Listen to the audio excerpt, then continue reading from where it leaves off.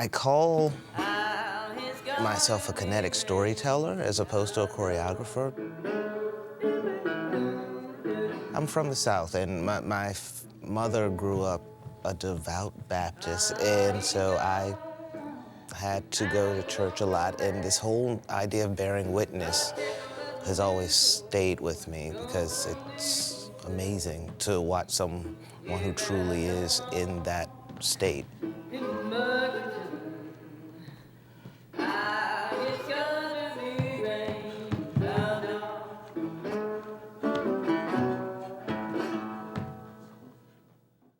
It's inspired by my grandfather and growing up on his farm in the summers.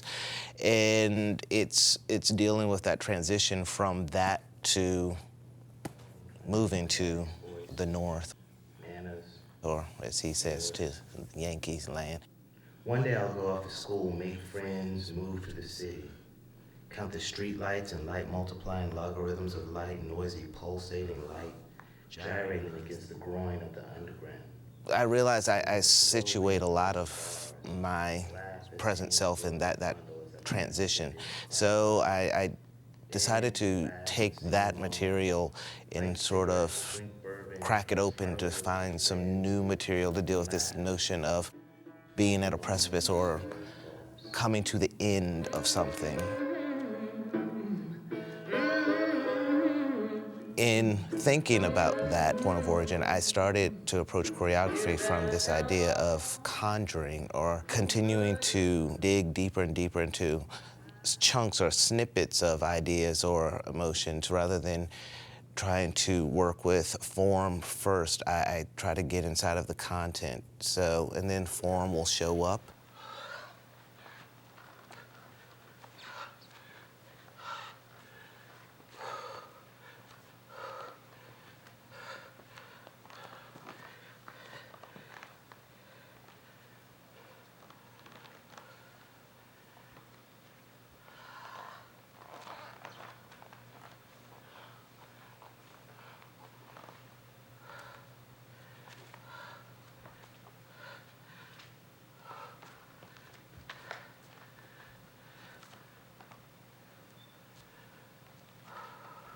I started off in church, right? And then when I came out, I started going out to clubs in New York. And so I would wake up at 1 o'clock in the morning and stay out till 10 o'clock in the morning dancing straight through. And that's where I found the bearing witness.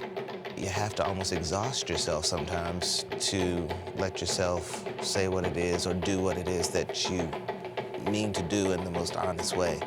So I start off with this thing of trying to find something that sparks something emotional, and then I just sort of do it until I can't do it anymore, and then I do it some more, just to see what comes out of that when I'm no longer being self-conscious.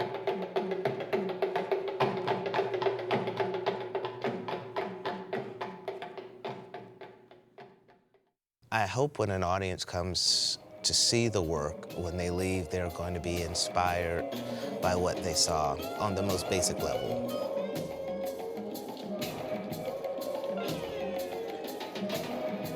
But ultimately, I'm hoping that I'm creating relationships with an audience that may have come expecting to see virtuosic, African-derived dance that was entertaining, but when they come back, they're going to come knowing that African-derived movement can speak to contemporary issues in society, and they should come ready to engage.